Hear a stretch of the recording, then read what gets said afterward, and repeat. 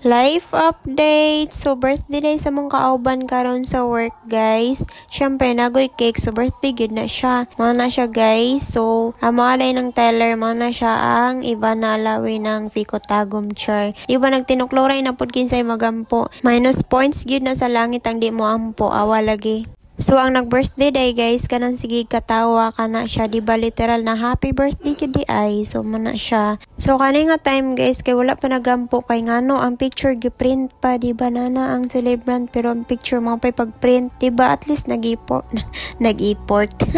Nag-effort. Pero pasensya na kayo kung malipong mo magtanawa na akong video. Awa, gani pati ako nga nagtanaw, nga nag-voice over karon kay feeling na ako mura kong malipong gatanaw sa akong video ay.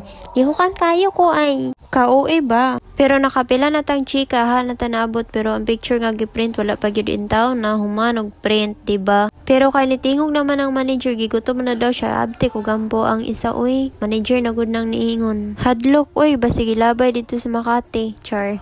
Mausad ningon ana kalihukan akong video guys kani piyong mo pod good ko syempre gampo baya so piyong pod sadta mo nang ingon ana gyud ang resulta sa video. Syempre pag humag-amen na happy birthday to you na dayon na mga na dayon ta ingon ana ra na siya kadali basta mag-birthday. Finally guys, naabot na gyud ang picture nga print. Proud kay ko sa nag-print aning picture ay kay marag grabe gyud ni nga effort kay marag pila man ka minutes na human, di ba? Grabe gyud. Pero syempre picture taking sa with a picture nga sexy kaayo pero pili-pili gyud tag sexy nga picture kay para di man sa ko atong celebrant. So ang bago na day nga trend karon kung mag-blow kag candle guys, dili na imuhang ba ang gamiton, ang kamot na kay lisod na ang laway daw madto sa cake nya kaunon ba na sa bisita char. Siguna na nang trend daw karon. So mao to siya busog ang all. So that's all for today's life update. Thanks for watching, buyers.